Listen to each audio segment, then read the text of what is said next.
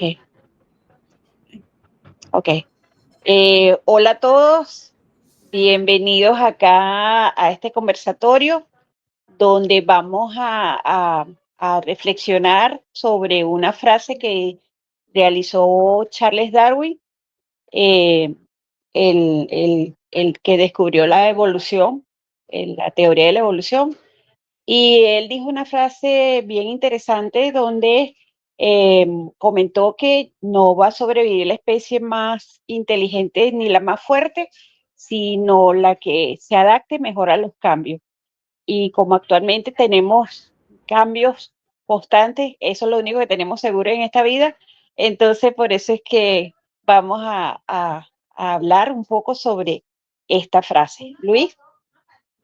Ok, bueno, un gran abrazo para ustedes y un gran abrazo para todos los que se acerquen pues a esta reunión, ¿no? Sí, efectivamente, bueno, indudablemente, ¿no? Los aportes de Charles Darwin fueron fundamentales para, yo diría, el cambio histórico en la manera de pensar de nosotros los humanos. Sobre todo en el sentido porque veníamos de la tradición renacentista que había colocado al hombre en el centro de todas las cosas, con su frase, el hombre es la medida de todas las cosas, ¿no? Como el verdadero heredero y poseedor de la naturaleza. Y con la teoría de Darwin, indudablemente, eso queda fuertemente cuestionado al demostrar, porque además lo demostró de una manera muy contundente, muy clara, cómo las especies van cambiando sucesivamente en la medida que la vida va transcurriendo. Quizás sea importante destacar un hecho paralelo, pues importantísimo, que es que ya eso se venía trabajando fundamentalmente desde la geología. Había un grupo de geólogos o varias generaciones de geólogos que ya venían notando que la Tierra no se ha mantenido inmutable, sino que ha sufrido cambios también a lo largo del tiempo, ¿no? A lo largo del tiempo. Lyell, que fue amigo de Darwin, influyó muchísimo sobre las ideas de este último para que se fijara, pusiera atención en toda esa colección de animalitos, plantas, etcétera, etcétera, que se llevó después del viaje, ese viaje que realizaron alrededor del mundo, ¿no? Eh, y este concepto, esa idea, la idea fundamental, ¿no? Que es ¿cómo se llama? La evolución, eh, adquiere mucho poder cuando nosotros consideramos efectivamente eso, ¿no? Que no va a sobrevivir, que no es una cuestión ni de fuerza ni de inteligencia, que es una cuestión de adaptación, de acoplamiento, de podernos acoplar a las circunstancias que ya están cambiando en sí mismas, que son, bueno, todo está cambiando, pues, como sabemos, ¿no? Ahora bien, nosotros como seres humanos también tenemos una particularidad en la cual vale la pena detenerse. Por supuesto, por ejemplo, todo animal tiene un efecto no solo de adaptarse al entorno, sino de modificar ese entorno, es decir, de tener una interacción muy activa con el entorno. No es solo que yo me adapte, es decir, que yo me acople a las circunstancias, sino que hay un diálogo permanente, hay una interacción permanente entre lo que está ocurriendo afuera y lo que está ocurriendo adentro. Y eso es precisamente uno de los elementos que va a permitir esa movilización hacia la sobrevivencia, tanto como individuo como especie también, porque nosotros a lo largo de la vida evolucionamos y a lo largo de la vida tenemos que irnos adaptando en ese intercambio de energía y de efectos físicos con el entorno, ¿no? Fíjate que en nuestro equipo de Neurocodex Esto lo recogemos como las 4 leyes fundamentales del Código Universal, de lo que podemos llamar el Código Universal de la naturaleza para vivir en este proceso de cambio permanente, ¿no? La primera es que la energía o lo que sea, la fuerza elemental de la naturaleza adquiere formas de figura, es decir, adquiere una variedad casi infinita, o yo diría a lo mejor de tendencia infinita, a presentar formas de lo que es ese desarrollo de la naturaleza, ¿no? Cuando digo forma me refiero a cualquier cosa de orden material. Por ejemplo, puede ser estos lentes, fíjate, estos lentes son una forma. Yo soy una forma. Ustedes son una forma. Este cuadro que está detrás es una forma.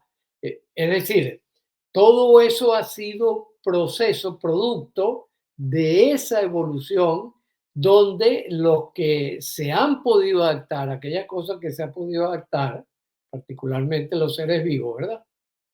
Son los que continúan la evolución, continúan pareciéndose a esa figura que ha sido, digamos, lograda, pues. Ahí hay muchas hipótesis, está la hipótesis de eso fue creado intencionalmente por algo o alguien, y la hipótesis de que es simplemente fenómenos estocásticos, ¿verdad? Fenómenos inicialmente de azar que después se van creando sistemas de relaciones que hacen que tenga un desarrollo o que tenga otro, ¿no? Lo que llamamos procesos estocásticos, ¿no? La segunda ley que señalamos es la ley del movimiento. Todo está en movimiento, ¿verdad? Ese movimiento, y a través de que como las distintas formas empezamos a interactuar, eso va produciendo las transformaciones sucesivas que permiten que unos sobrevivan y otros no. Y esa capacidad para articularse de tal forma que uno pueda continuar existiendo como tal, por ejemplo, en el caso de nosotros, las personas, cuando interactuamos con los alimentos, cuando interactuamos con el aire, cuando interactuamos con otras personas, cuando interactuamos con la naturaleza, cuando, cuando hacemos toda esa serie de cosas, en esa interacción se va a producir una transformación que va a permitir que sigamos o no sigamos viviendo. Por ejemplo, lo vemos también en los procesos de alimentación, ¿no? Cuando uno estudia ecología, ¿verdad? La lluvia hace que la vegetación crezca, la vegetación es comida, es devorada por los herbívoros por los carnívoros, y nosotros nos encargamos de comernos la vaca, ¿no? Y para poder continuar en ese proceso adaptativo que haga que cada una de las figuras o de las formas o de las clases de figuras, lo que llamamos especies, pueda continuar el proceso evolutivo, ¿no? Entonces, es todo un sistema de conexiones complejo donde se van tejiendo diferentes interacciones que van a producir ciertos resultados. Como comentario abre boca, pues creo que puede ser interesante. Sí. Luis, y una pregunta. En este nuevo siglo, la humanidad, para mantenerse acorde a la evolución y demás, en este nuevo siglo, ¿nos podrías ahí indicar el panorama? ¿Qué significa adaptarnos en el siglo XXI? Sí, fíjate que una de las cosas interesantes es el papel de lo que llamamos tecnología. Es decir, las transformaciones que nosotros hacemos de la propia naturaleza. Hay la tendencia a dividir como cosa natural o artificial los productos de la tecnología, ¿no? Por ejemplo, hoy hablamos de inteligencia artificial.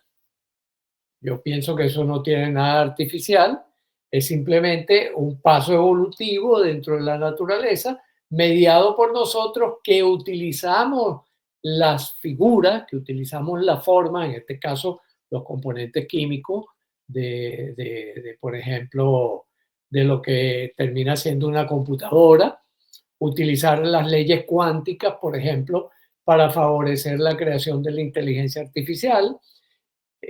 No se trata de un proceso artificial, sino que esa mención de artificial es precisamente, yo diría, como una consecuencia tardía del principio del Renacimiento, que decía, el hombre es la medida de todas las cosas, ¿no?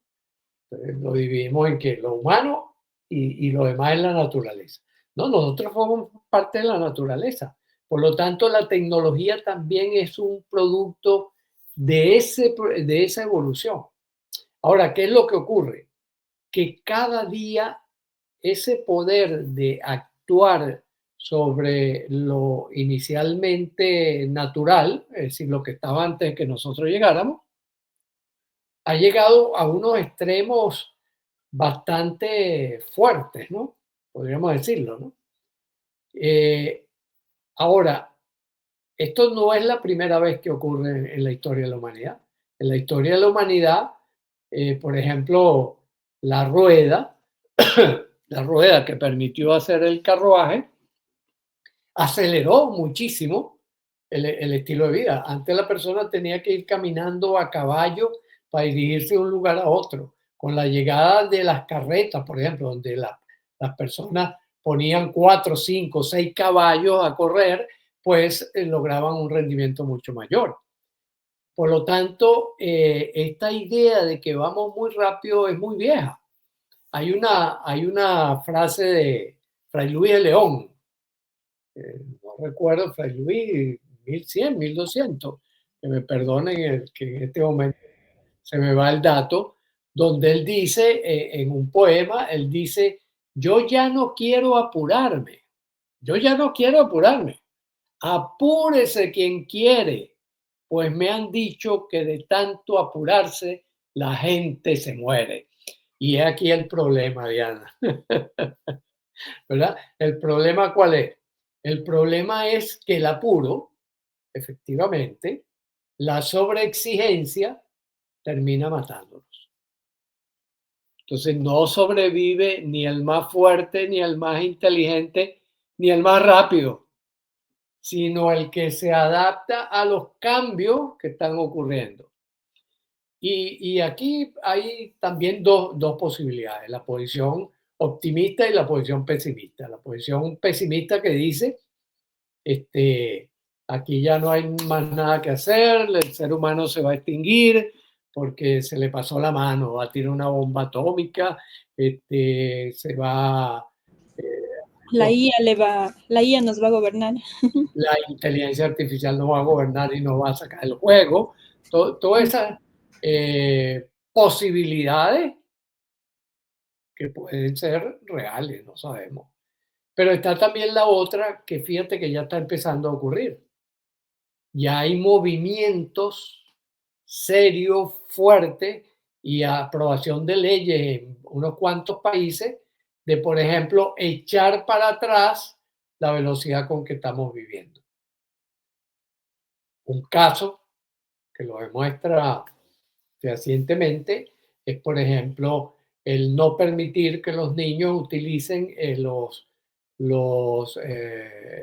dispositivos electrónicos como el celular y ese tipo de cosas, porque el riesgo es que la velocidad con que eso imparte la información nos está dañando, ¿no? Entonces no hay que acelerarse, ¿no? No hay que ir corriendo. ¿Cuál es la prisa? Pudiera ser la pregunta que uno se haga en un momento dado. Bueno, ¿y cuál es la prisa que yo tengo para, por ejemplo, comprarme una casa de lujo? ¿Cuál es la prisa ¿cómo se llama? Para cumplir con un trabajo que todos los días tiene que estarse generando? cuál es la prisa para huir de un lado a otro, cuál es la prisa. Y fíjate que en eso también hay otro fenómeno interesante, que es que en Occidente, que es donde más se ha ido a velocidades impresionantes, en Occidente hay ahora mucha influencia del Oriente, de las tradiciones de orden religioso o de orden filosófico, de tomarse la vida con calma, ¿no? De meditar, de respirar, de ir despacio, que eso correlaciona más con una salud que te va a permitir sobrevivir más tiempo, es decir, adaptarte a la demanda de las leyes fisiológicas del organismo, que ir a toda velocidad, que más bien perjudica y puede llevar a enfermedades, el famoso estrés, por ejemplo. Luis, una pregunta. Ante esta realidad que es el cambio, constante cambio, eso siempre va a estar ahí, ¿qué herramientas neurocodec se podrían recomendar a los que están viendo esta grabación? Además de, yo por ejemplo propondría el NEVA. El NEVA, sí, el NEVA es una excelente herramienta, ¿no? Y además, tú eres ya una experta en el manejo del NEVA, ¿no? El NEVA, que bueno, que si quieres nos lo explicas tú, Mayvalida, explícanos ahí un poquito el NEVA, que has venido utilizándolo sistemáticamente hace muchos años, ¿no? Precisamente por su efectividad, ¿no? Sí, el NEVA es aquella herramienta que utilizamos en Neurocode para cuando estamos en estados alterados, cuando algo nos está perturbando, algo nos quita, nos, ¿cómo es que los dos hemisferios no están integrados, no? Porque cuando estamos bajo calma y tranquilidad, los dos hemisferios que tenemos, el hemisferio derecho y el hemisferio izquierdo, que fueron diseñados para trabajar en equipo, estar juntos, estos dos hemisferios, su diseño original es que estén integrados. Y cuando algo nos perturba o cuando estamos en estado alterado, estos dos hemisferios se separan, ¿sí? Entonces nos domina la emoción que es aquella que nos controla a estar perturbados. Las limitantes, ¿no? Porque hay emociones positivas. Entonces el NEVA hace que volvamos a la calma, a la tranquilidad y pensemos mejor cualquier situación que se nos esté presentando. El NEVA tiene diferentes versiones. Tiene una versión visual, auditiva, kinestésica, y cualquiera de sus versiones que apliquemos hace que lo que nos esté perturbando desaparezca y nosotros tengamos el control de esa situación. Sí, fíjate que por ejemplo, lo que se llama el abrazo de la mariposa, que es NEVA, como son las siglas de neuroestimulación bilateral alterna, es simplemente que yo pueda hacer este movimiento, ¿verdad? Alterno, ¿verdad? Y mientras hago este movimiento, voy pensando en esa situación que me tiene preocupado, angustiado, furioso, triste o cualquier cosa, ¿no? Esta técnica es importante, ¿verdad? Reconocer también lo que podríamos llamar los créditos, ¿no? Esta técnica fue inicialmente descrita por Franchín Chapiro, ¿no? Que ya falleció. Franchín Chapiro se dio cuenta en un momento dado que podía tranquilizarse y redefinir lo que estaba sintiendo y lo que estaba pensando, simplemente estimulándose en forma bilateral y alterna, ¿no? ¿Cuánto tiempo dura un NEVA? No sé tu experiencia, Maygualida. ¿Cuánto tiempo? No le he considerado, pero cuando ya la emoción no me está perturbando, ya con la práctica ese es rápido. De Sí, un sí. él le va a ayudar a pasar el switch, ¿no? De un estado alterado, perturbado, preocupado, paso el switch a un estado de tranquilidad y calma y sosiego. Y entonces, Exacto. pero con la práctica eso es rapidito, eso nada más hacer es la técnica y ya Sí, no, sí, ya sí. pasa de estado. Por ejemplo, nosotros que lo estamos usando también sistemáticamente, sobre todo Laura, mi esposa, que es la que lo suele aplicar, ¿no? Bueno, ella hace protocolos de menos de una hora generalmente, a veces un poco más, dependiendo de la magnitud del problema también. Recordemos que, por ejemplo, nosotros lo aplicamos a casos clínicos más o menos importantes, ¿no? Casos de fobia, casos de presiones severas, casos de iras, control de impulso, trastorno por control de impulso, obsesiones, ese tipo de cosas que clínicamente son ya bastante avanzadas. Por eso Los también ataques de, estamos practicando lo que se llama la prevención, psiquiatría ataques preventiva. de pánico, Luis, también, para los Los ataques de ataques de pánico. pánico, exacto, sí, sí. En los ataques de pánico suele ser rapidito, ¿no? Sí, sí. Dependiendo, después, una de las cosas interesantes que observamos con el NEVA, que podríamos decir es una técnica de adaptación al cambio bien, bien interesante, ¿no? Para aquellos que quieran seguir viviendo, ¿no? Vivir cada vez mejor. El, eh, el, eh, Se me fue lo que iba a decir. Lo de cuánto tiempo duraba más o menos en la terapia y Ajá, por Ajá. ejemplo, en el ataque de pánico suele muy rápido y que en el ataque de pánico generalmente hay que ir a un segundo paso, que es el miedo al miedo. Es decir, la persona te dice, tengo miedo de que me repita. Porque claro, el ataque de pánico es muy aparatoso. Es inofensivo, en realidad, y cuando la gente entiende que es inofensivo, pues ya tiene un plus a su favor. Pero como es tan escandaloso, es una sensación inminente de muerte, la gente se asusta mucho, eso crea un miedo al miedo. O sea, miedo a que me dé, miedo a que me vuelva el miedo. Y es un poco lo que hemos ido recogiendo, porque normalmente la sesión de NEVA es una sola sesión. Lo hacemos en una sola sesión, después el resto del trabajo es ya toma de decisiones, que tiene que ver con ese proceso de adaptarse al cambio.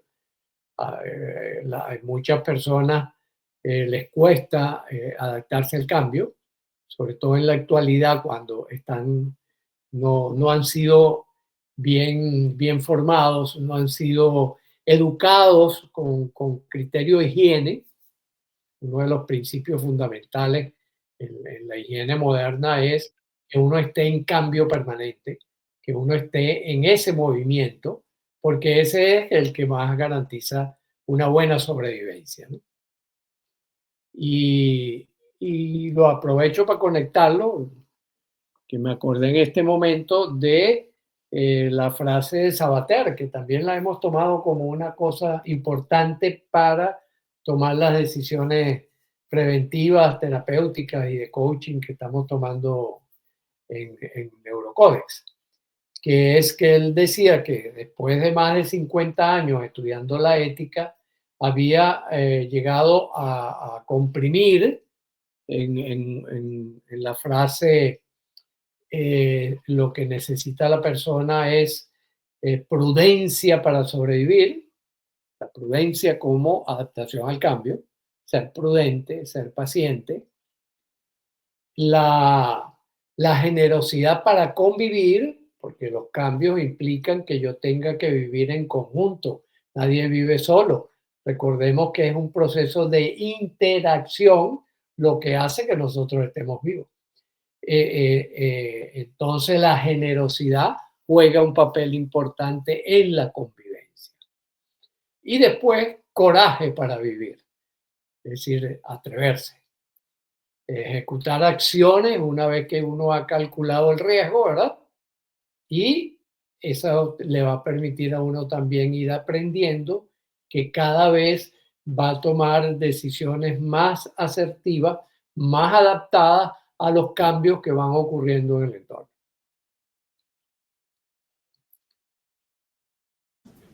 Sí, muy bien, muy bien. Luis, una pregunta ahí. Mientras tú decías que nosotros necesitamos coraje para vivir, ¿no? Me acordaba también de esta frase que alguna vez también habíamos ahí comentado, es que es, me parece que es que entrar en autoengaño es creer que lo que uno ha vivido es la vida. Ah, Es eso, ¿verdad?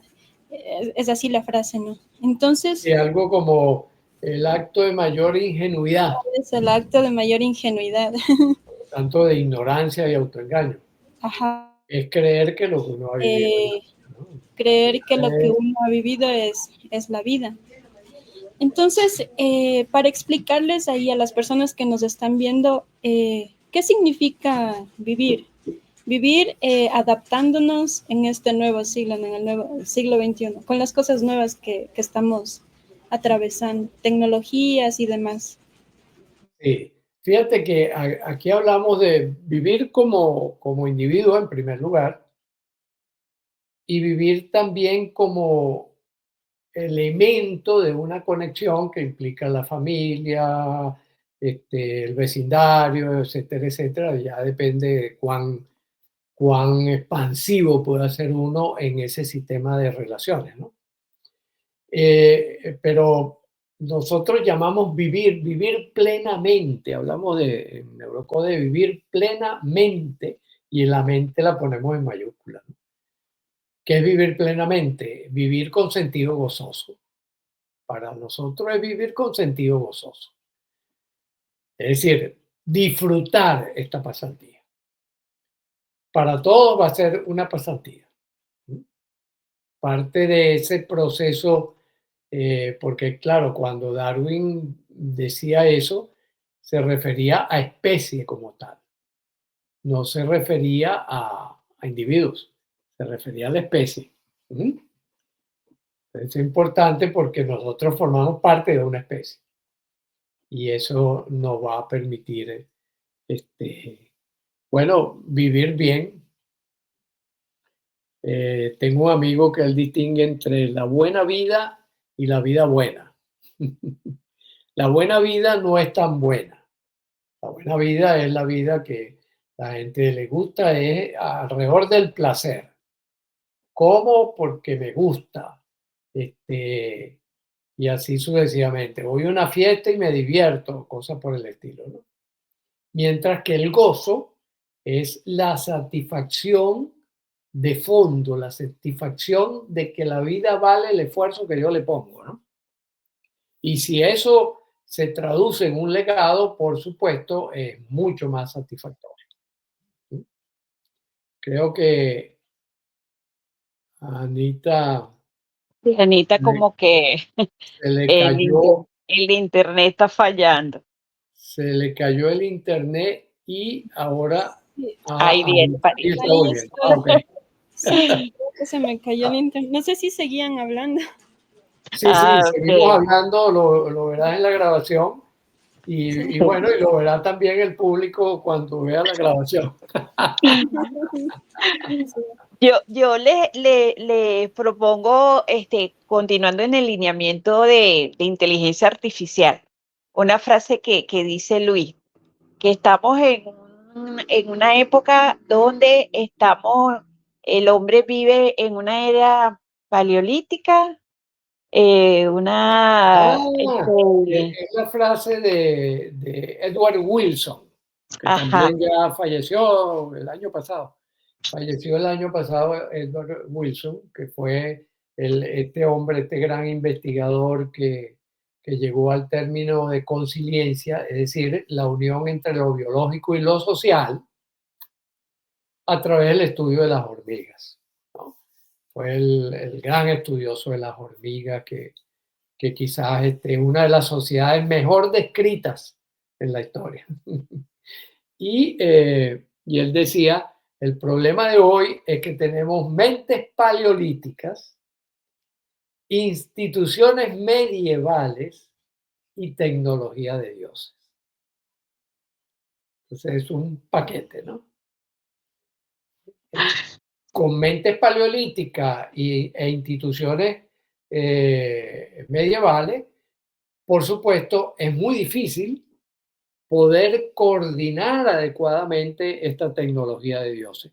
Que como les digo, bueno, ya hay elementos de búsqueda de corregir esta velocidad exagerada con que estamos abordando la tecnología en este caso.